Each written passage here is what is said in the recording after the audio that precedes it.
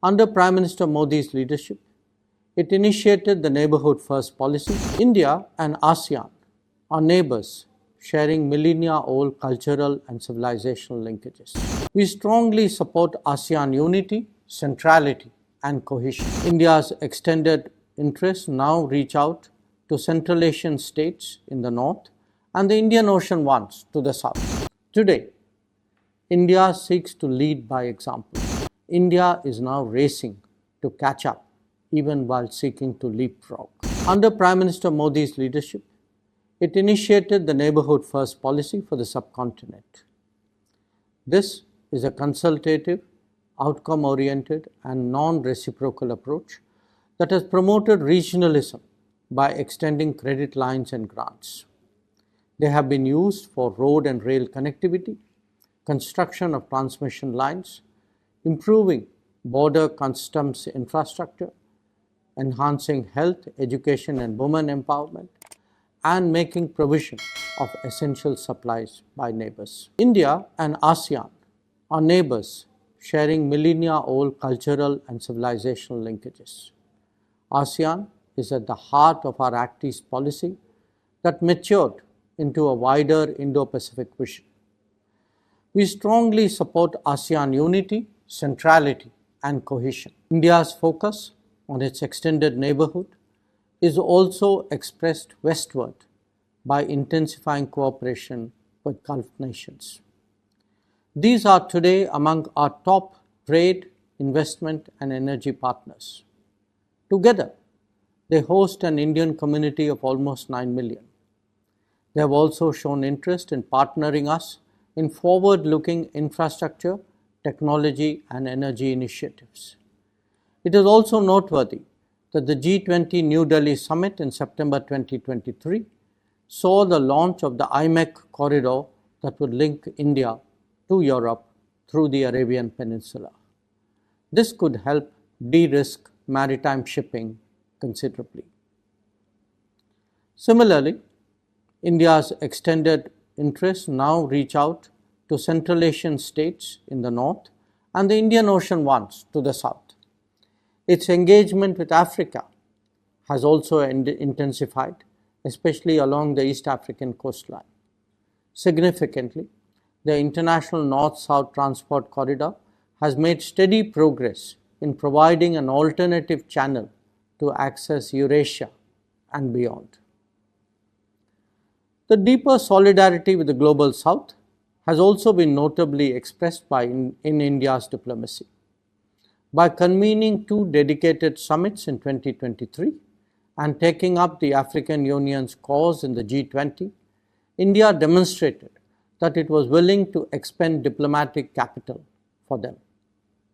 These sentiments are also supported by Indian development projects in 78 nations.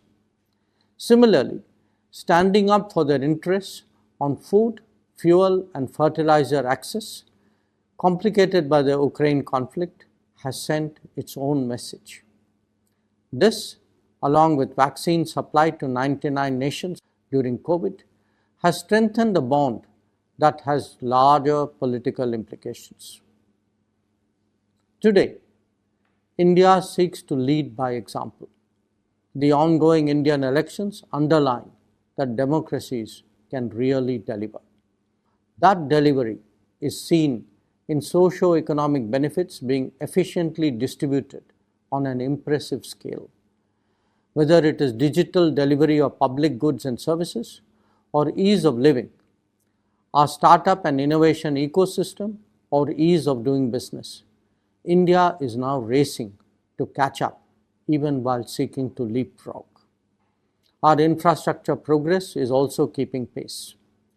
We are building 28 kilometers of highway every day, 14 kilometers of railway track daily, creating 8 new airports and on average 1.5 metros every year. Alongside, we have doubled the number of our technical and medical institutions. This is the India that seeks to attract more partnerships from Japan. The transformation of India is critical to strengthening multipolarity in Asia, itself a prerequisite for a multipolar world. India's growing weight will ensure that the overall balance in the world order remains in favor of freedom, openness, transparency, and a rules-based order. Equally, its greater sense of responsibility and more contributions are also making a difference.